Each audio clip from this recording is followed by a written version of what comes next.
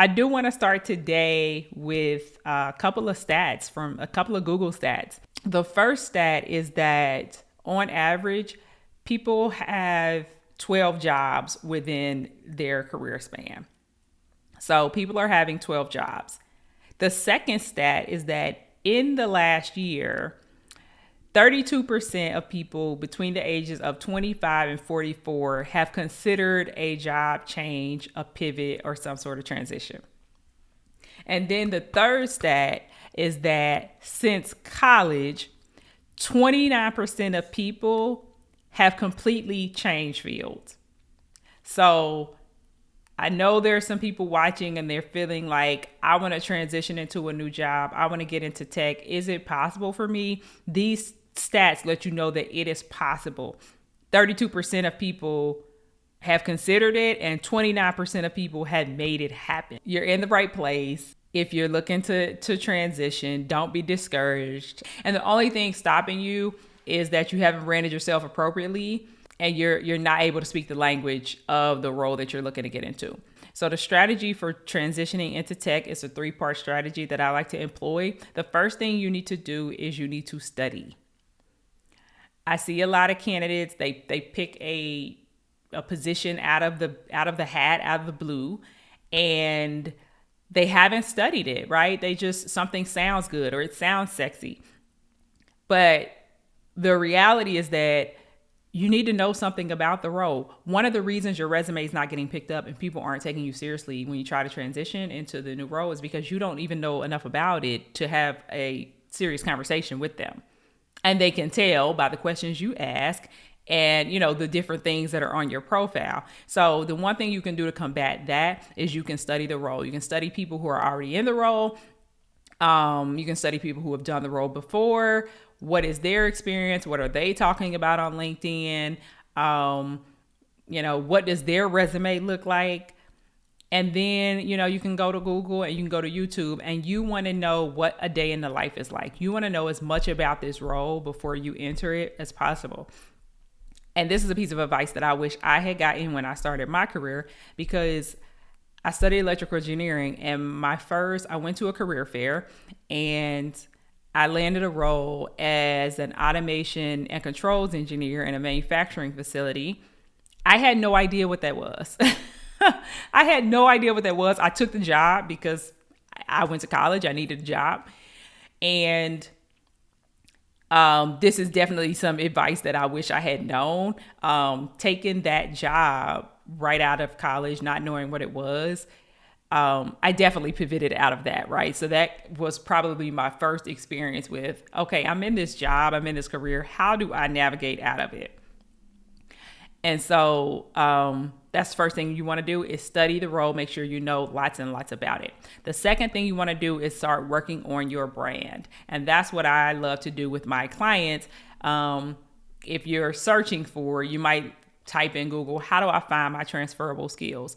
Well, but having transferable skills aren't enough.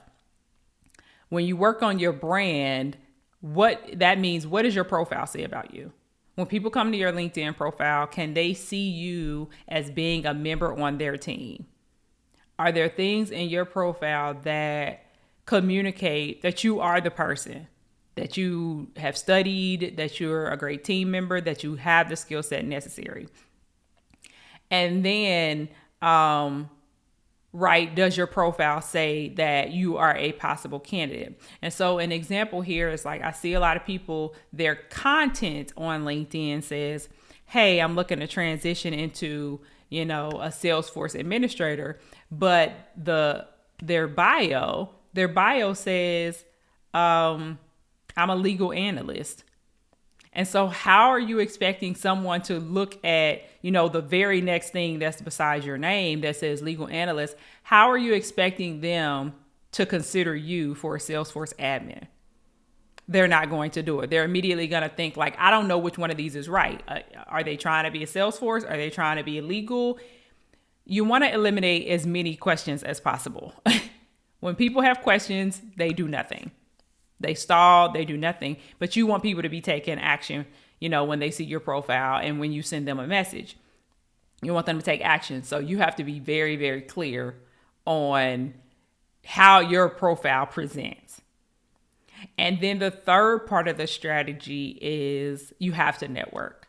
You 100% cannot drop your application into the open portal and expect that because they're feeling generous, that somebody's going to read through all the resumes and say, let me call so-and-so. Let me call Karen. She looks good. Even though her resume doesn't speak to anything. She hasn't been referred by anybody.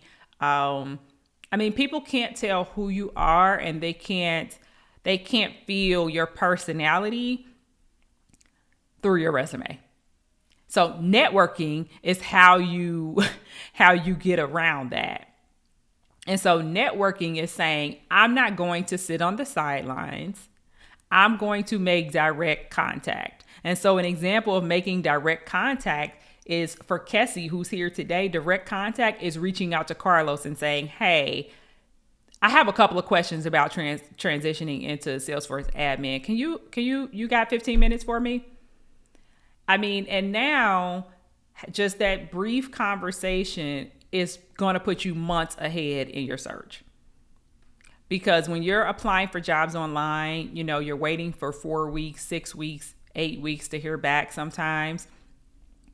All to hear that, it's not going anywhere.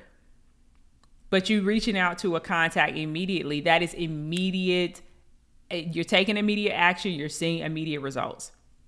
So you're just leveling yourself up that much faster. And I think one thing that's vital for people who are trying to transition, one thing that's vital for them to understand is that sometimes you don't go directly from where you are to where you want to be. Sometimes it's a stair-step approach. And so sometimes it's maybe the approach is, well, let me see if I can get into the company first. Let me see if I can make a lateral move first. Let me see, what is one step you can take that will move you closer to your goal? Because sometimes the gate is high, and sometimes it is a little difficult, to make a change industries, change companies, change job functions. You really have to be working on that for some time. And I don't want people to get discouraged that I've been looking for 3 months or 6 months and I haven't seen any movement. Well, maybe you need to adjust your strategy and maybe let's tweak down the goal ever so slightly. And I think what people miss out on is that you need to get to the nitty gritty of why you want this role. Because the reality is that you may be able to fulfill that goal in another role or in some other capacity, right? Or while you're on the way, to your dream job, your dream title, whatever it is. If you understand why you're trying to get into that field and what you want to do, there may be another role that you are perfectly suited for in tech that can fulfill that for you. And so I do want everybody to keep be open to that. Otherwise, we'll see you guys next week. Bye.